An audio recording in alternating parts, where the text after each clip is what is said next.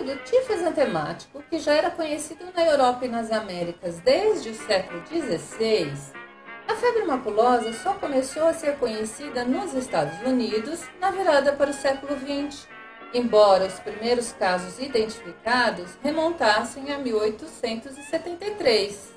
É desse ano o caso de Jonas Williams, que foi o primeiro caso relatado no mundo.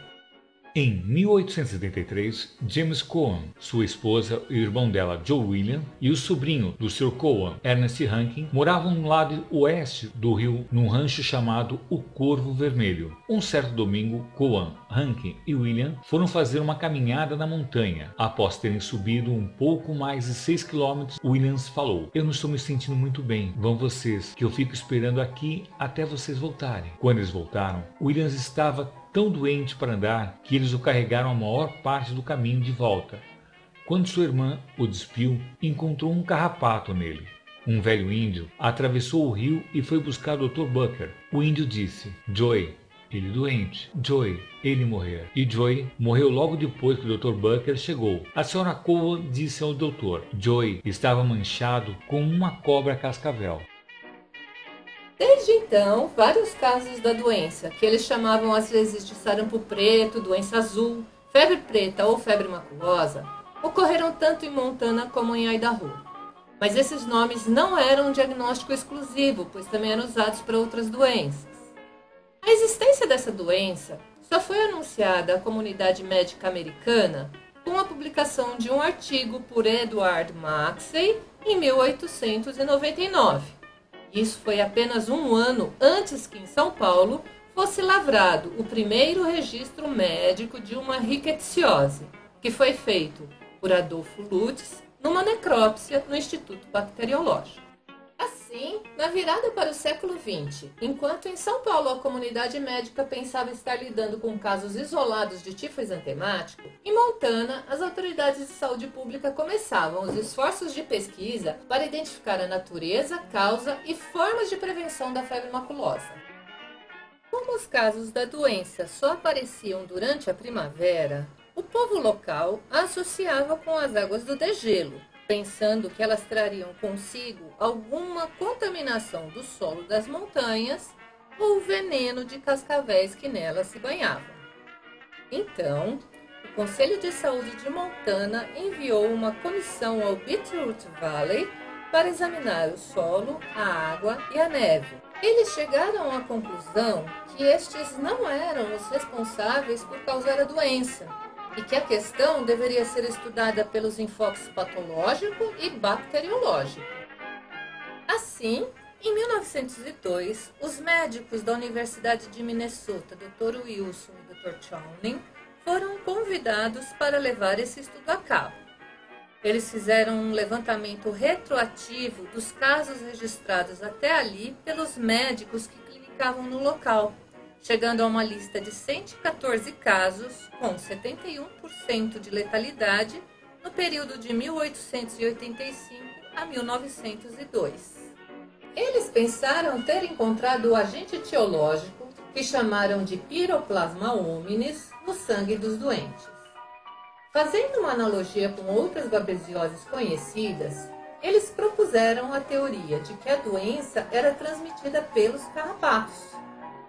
Nos anos seguintes, o nível federal se envolveu com a investigação, enviou vários outros profissionais para continuar a pesquisa. Alguns concordaram com a teoria do piroplasma e dos carrapatos, mas outros discordaram. Em 1906, o pesquisador da Universidade de Chicago, o Dr. Howard Taylor Ricketts, resolveu dedicar-se a esclarecer se as teorias do piroplasma e dos carrapatos eram corretas. Ele conseguiu. Descartou a teoria do parasita sanguíneo e confirmou a da transmissão pelos carrapatos. E a dedicação de Ricketts a esse trabalho de investigação foi memorável. Ainda mais que ele não recebeu do estado de Montana nenhuma remuneração pelo seu trabalho, apenas lhe cobriram alguns custos para a pesquisa.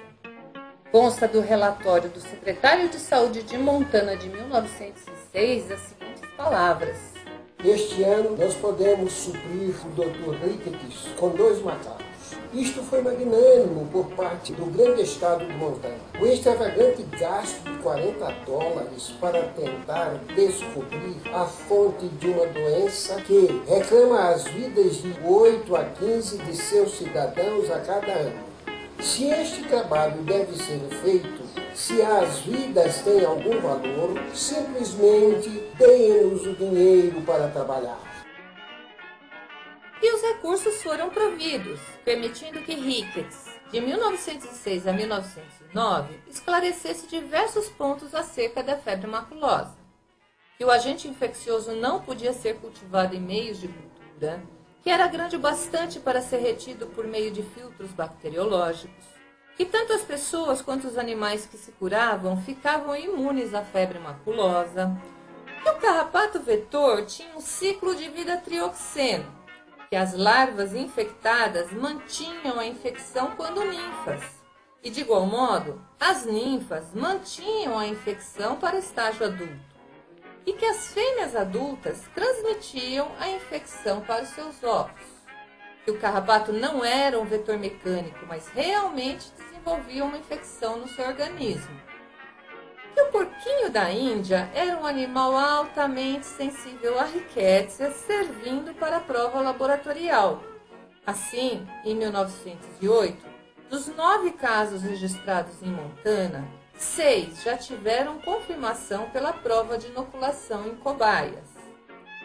Ele ainda iniciou pesquisas no sentido de identificar quais espécies silvestres podiam fazer o papel de reservatório das ricétsias.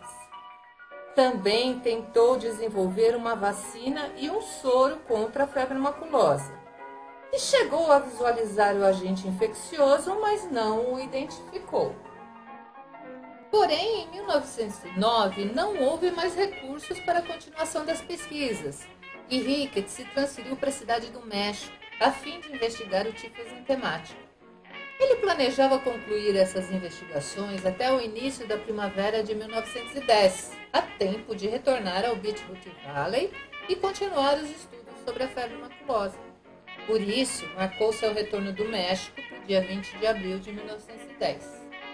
Infelizmente, no afã de terminar o trabalho a tempo, ele acabou se infectando e caiu doente de tifo exantemático 2 dias antes da data do seu retorno, vindo a falecer no México em 3 de maio de 1910. Vimos até agora o que se conhecia sobre a febre maculosa na primeira década do século XX. Mas, antes de voltarmos à história dessa rickettsiosa em São Paulo, ainda devemos verificar o que estava sendo descoberto do outro lado do Atlântico, que faremos no nosso 4º episódio.